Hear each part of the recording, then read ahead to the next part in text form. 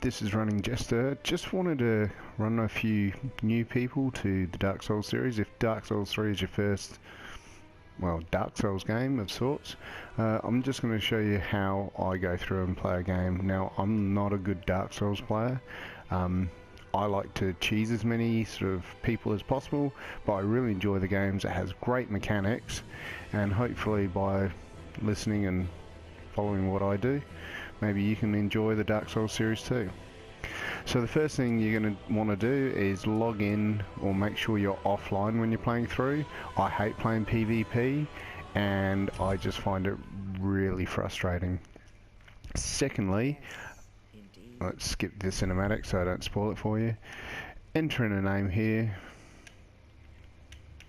So I'm going to call this guy Newbie, and don't care about that. Now apparently the Knight is the best class, and as terms of a present, Fire Gem would be useful, but I'm going to show you how to find a decent axe fairly early on anyway. Sovereign of the Soul, don't care, don't care, don't care. The only one that's going to be really useful to you is the Life Ring, so that's what I'm choosing. Not going to care about the appearance. And finalize creation. Now I don't usually play as a melee type build, but I'm running through it on this one, so I'll kind of be a bit fresh and try and show you what I do, try and help you. Now the first thing I'm going to try and level up as soon as I get a chance to, which will be later in the game, will be my dexterity, and you'll see why, because I'll want a decent bow. So you spawn in, and the first thing I can recommend is practice your block. Push your buttons, see what they do. So this is on PlayStation 4, so that's my heavy hit, that's my R2, R1's the light one. I predominantly just hit with the R1 because I'm a spammer, and like I said, I'm not a great Dark Souls player, and I usually run along with my block up at all times. The reason for the block is I can wear a hit like that and stab the dude quite easily. Now, see these messages on the bottom there? Read them. As you can see, the target lock and release, and you saw me on that first guy, I clicked it and it automatically tunes in there. It's like an auto aim. It works really well, and you'll see on this guy here, I'm going to click in, he comes up, I'll take the hit or try and dodge it, and it's just R1 hits. I don't usually use the R2 because, well, like I said, I'm not the best of Souls players, but I have beaten the game. I've got platinums in all three, so you can beat them even without being very good.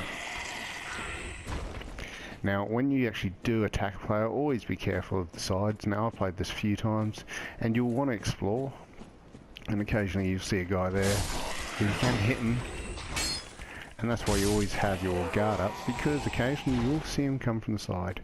Now don't go that way. That way is bad. And generally on the tutorials, read the missions, and they'll tell you everything. So two-handedness does more damage, I'm assuming. Like I said, I like a shield, so that's how I'm going to show you how to work. Now you run along the cliff there, look at the scenery, don't fall off the ledge. I know it's tempting to do a bit of a roll, but yeah. And here's the first mechanic that you guys will get used to, is the bonfire. Now the bonfire is really useful. It's like your save point. Does your Estus flask there, as you can see, that's my health. So I'll drink that, and I'll drink it again, and now I'm all out. And to refill it, you rest at the bonfire. It also lets you do spells and things like that, and eventually it will let you travel from there as well. Now as you move forward, always be careful, don't rush into things, because now we're past the tutorial area, and if you can, try and anger guys to approach you, and be careful. So these two there, I'm going to leave them alone, because I know which way to go, and if you're new to it as well, you may want to do the same thing. So roll off here, and as you fall down, stab them. Shield up. Now always be aware that around the corner there's always someone hiding, and if you're always moving, the guys with the arrows usually can't get you. I usually like to take out the arrows early on. Now this is the first bonfire. unlike Dark Souls 1, which means sets you up to try and die straight away and you can avoid the fight, you have to fight this guy and you have to kill him. So wish me luck, because chances are I'm probably going to die the first time, and you will understand that's Dark Souls. So I'm locked on, shield up, wait till he hits, one hit. If you feel cocky, now the roll is really handy to dodge, and I like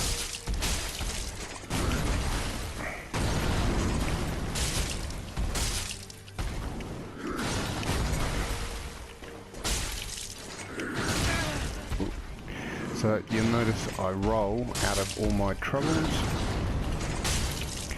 Like I said, I'm used to playing sorcery and pyromancy, and you'll probably see me pick up the pyro. But if you time your rolls, you should be able to miss them.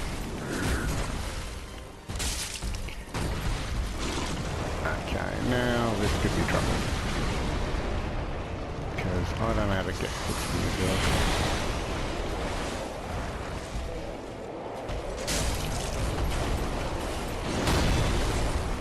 And that's why you have your shield up.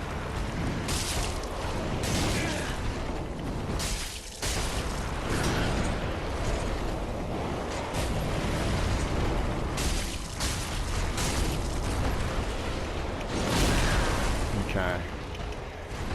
Here.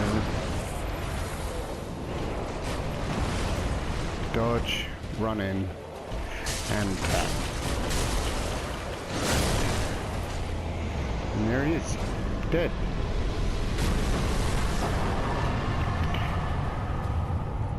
And as soon as you get a chance, light the bomb.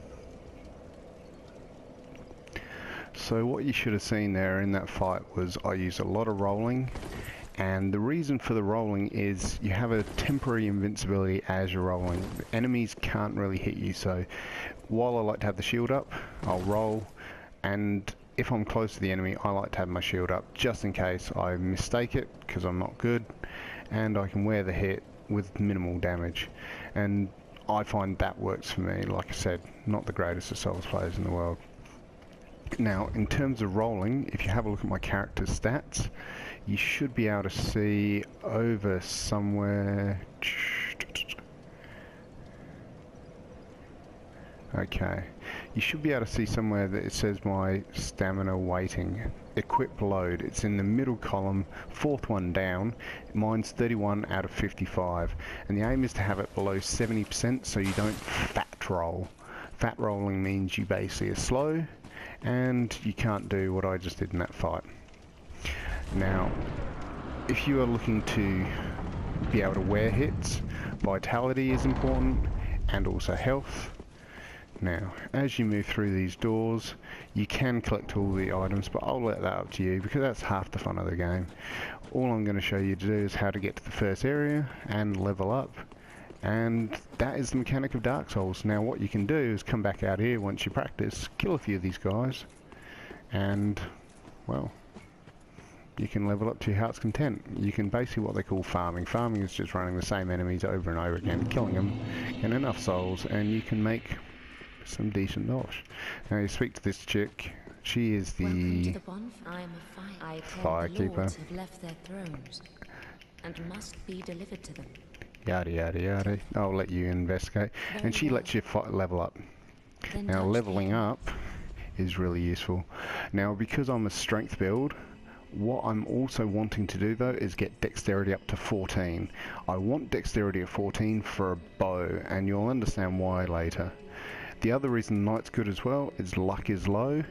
Luck is useful for bleed and all those other things, but in terms of a stat, it's kind of a dead stat until later on in the game, in which case you can boost your item discovery other ways quite easily. So at the moment I'm leveling up, and I'm probably going to sink it into vitality and also strength. Strength is how hard I hit, dexterity is how hard I hit, and vitality is kind of like your armor stat. As you can see, my armor goes up quite quickly, and vigor is your health. Attunement is your mana, also gives you more spell slots. I have one spell slot. I'm probably going to want two because there's a certain spell later on in the game that I really enjoy. And endurance is the amount of stamina you have. That's the green bar which gets used up, and if you're guarding, you won't actually have any more. So that's the run to the Firelink Shrine and what to do if you're relatively new to this sort of series. Good luck.